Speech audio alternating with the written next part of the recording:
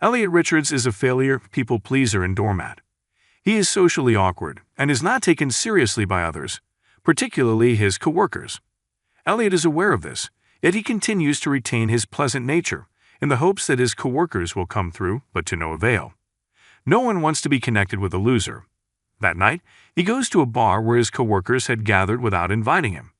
They try to avoid him, but he ignores their disrespectful behavior and joins them, much to their displeasure. Allison, another coworker, enters just then. Elliot surprises the group by disclosing that he understands her little likes and dislikes, so they encourage him to go talk to her. Elliot introduces himself to Allison, explaining that they've been working together for 4 years. However, she does not recognize him and departs when he becomes too awkward. Elliot claims he'd do everything to have her. Just then, a snooker ball rolls towards him. When he takes it up, a woman dressed in red telephones him. She claims she heard his desire and scores all of the balls at once. She then takes him outdoors and has a heavy makeout with him.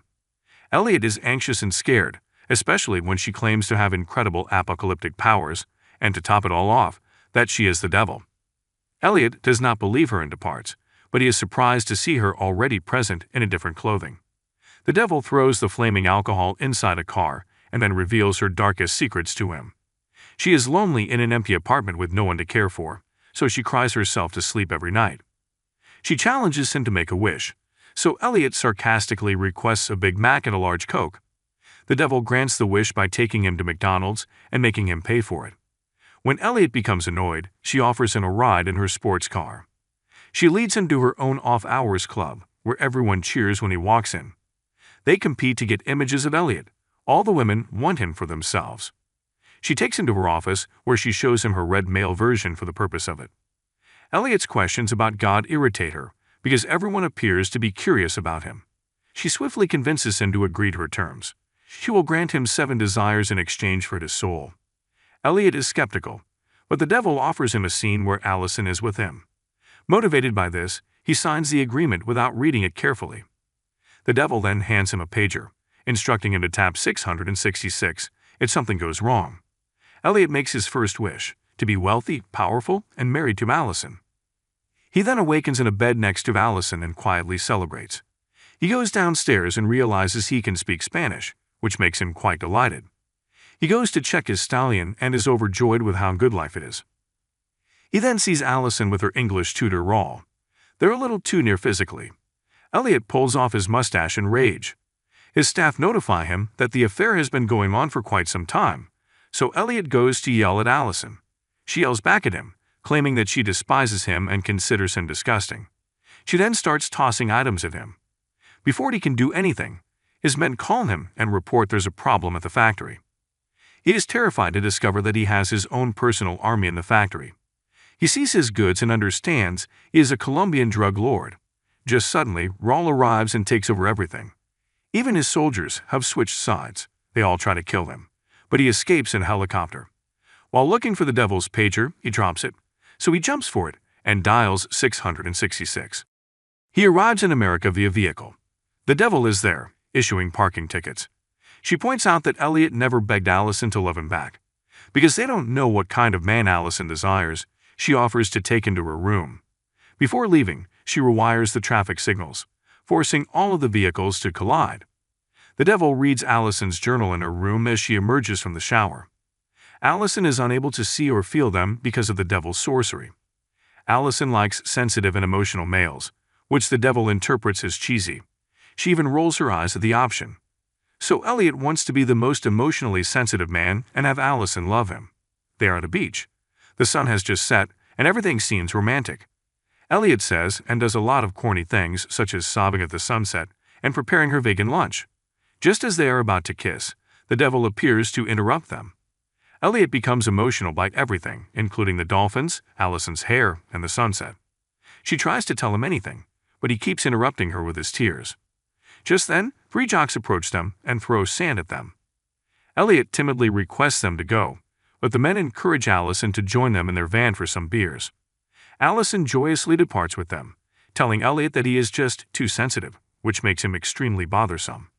She simply wants a strong, rugged man. So Elliot pushes 666, with tears in his eyes, and cries even more as the sun sets. Elliot yells at the devil. Instead, she becomes furious, claiming that no one respects her efforts. He consoles her, and they reconcile. Elliot's next wish is for a huge jock who is macho and professional. He wants to be a great basketball player. He comes at a basketball court and dominates the entire game. He's nearly 7 feet tall, muscular, and in good shape. Even the devil is cheering for him. During the interview, he speaks in simple language and does not grasp most of what the interviewer asks him, demonstrating that he is not very smart at all. Later in the locker room, Allison approaches him and requests an exclusive interview. She clearly has a crush on him, as evidenced by her numerous flirting hints. Elliot asks her to his home, and she accepts. As he rearranges his towel, they both see his love stick, which is little. That is not something he would do for her. Allison soon makes up an excuse to go somewhere and leaves. Elliot furiously pulls out his pager. He's so stupid that he has to write down the 666. He arrives at a hospital where the devil is giving patients sweets instead of medicines. He wishes to be intelligent, handsome, and beloved by everyone. He arrives at an aristocratic gathering, where everyone recognizes the depth and elegance of his writings. Allison approaches him, impressed by his books. They have a fantastic time discussing with each other. He then brings her to his home, where, to his surprise, his husband is waiting for him. Elliot is homosexual. He refuses to accept this fact and kisses Allison to prove it wrong. When he experiences no desire, he recognizes that the devil has fooled with him again. So he hits 666 again, this time intending to do something for everyone. He asks to be President of the United States. The devil grants his wish and transforms him into Abraham Lincoln on the date of his assassination. He tries to depart, but his entourage stops him. Just as Elliot is going to be killed, he presses 666. He returns to his company, where the devil appears on his computer screen. She claims he only has one wish now because his first request for the Mac and Coke is also counted. Elliot becomes upset with the devil's loopholes and goes to church. Elliot informs a priest that he needs to talk to God. So the priest promises to listen in place of God. Elliot informs him what has transpired. The priest responds by calling the cops on him.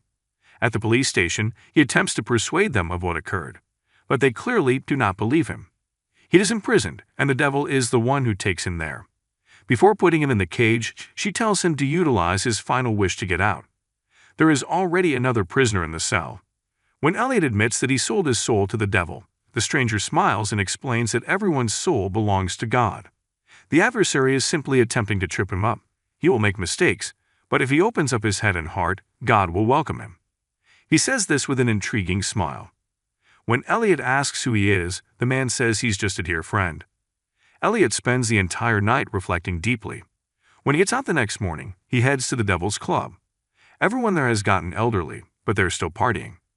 He goes to the devil's office and declares that he will not use his last desire. The devil claims that he has a time limit under the pact, but Elliot remains strong. He does not seek to receive everything with a simple wish. He has learned to appreciate the path to get there. The devil rolls her eyes and becomes enraged. She exposes her actual demonic form and insists that he make a wish or she would murder him. Elliot wishes Allison a good life. The devil groans with disappointment and drops him. Elliot wakes up in a regular building.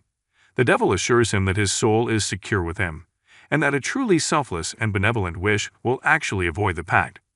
He didn't know that because he hadn't read the contract. He enthusiastically celebrates. He then asks the devil why she is so sweet to him. The devil tells him that both paradise and hell exist on earth, and that everything is up to him. She said she had a great time with him and liked him. Elliot responds that she has been the best friend he has had. He returns to his company and finally speaks to Allison normally. He asks Allison out on a date, but she already has a boyfriend and politely declines. Elliot is likewise mature about it, accepting the rejection calmly. At work, his coworkers mock him. Elliot grabs one of them and startles him. They're all taking him seriously now. When he gets home, he notices that he has a new neighbor who looks exactly like Allison. Her name is Nicole. Elliot helps Nicole move in, and they quickly begin dating as they love their time together.